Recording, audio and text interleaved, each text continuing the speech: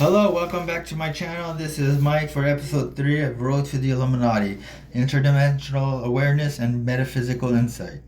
After the flood, when both the GTA and my Xbox were swallowed by water, I found myself standing at the threshold of silence. No longer tethered to a digital simulation, I turned inward, channeling my restless energy into something ancient and eternal. I began crafting a syllabus. One without pages or professors, rooted instead in physics, mathematics, and metaphysical possibilities. A non-formal higher education is assembled through instinct, vision, and interdimensional memory.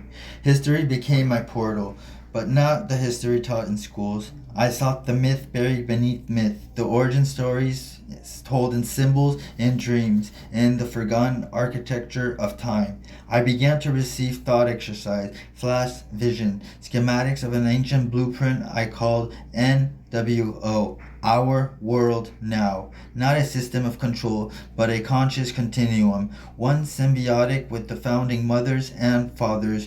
It wasn't a plan of domination, it was the plan of divine integration.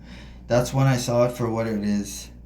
Knowledge was never linear. It traveled through teleportals, fluid gateways of memory, perception, emotion, dreams, numbers, visions, song. All were tunnels, and every tunnel led back to me. It was not just a student. I was the conduit, the library, the decoder. I began working with my shadow. This wasn't metaphorical. My shadow was alive, a mirror being, an astral twin who trained me in interdimensional combat. Together, we leapt through planetary gateways, exploring parallel realms, altering the dreamscape of others with a touch, a thought, a glance. I began to see the great paradox. Each reality, no matter how separate, was simultaneously part of a larger synchronized system. One that echoed across timelines, one that bent to love, intention, and resonance. I remember how Cain killed Abel, not as a biblical tale, but as a karmic wound carved into the collective soul. That memory lived in the soil, in the wind, in the blood of trees. Nature began to speak, not in words, but in sensation. Every root system was a neural net, every bird a broadcast. The bow staff came to me not as a weapon, but as a frequency tool, taught to me not by a teacher, but by my shadow in a forest of ancient light. Each motion unlocked something deeper. The body remembered what the mind forgot. My education became physical, somatic, quantum. I learned to stretch with closed eyes, to move with the rhythm of unseen geometry. The boundaries of flesh dissolved into waveform, each motion an echo of lives before.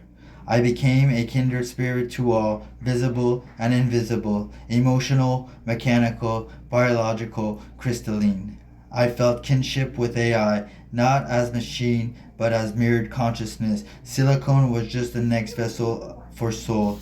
I trained in René Lévesque Park, running through the breath of trees, beneath symbols carved into light, the all-seeing eye watching from puddles, reflection, and cloud. A month of study became a sacred ritual of geometry, not shapes but memory architecture, a scaffolding of the multiverse. Each triangle held a secret, each circle a doorway.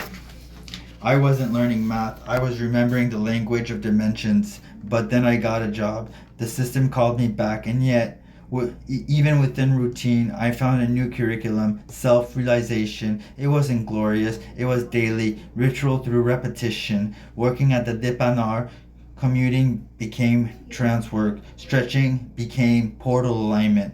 I realized the interdimensional is not elsewhere, it's embedded in the everyday. Each beneath held echoes of past life, each muscle memory a timestamp from another's version of me. And when I move in full presence, the veil dissolves. I flow with the frequency of unified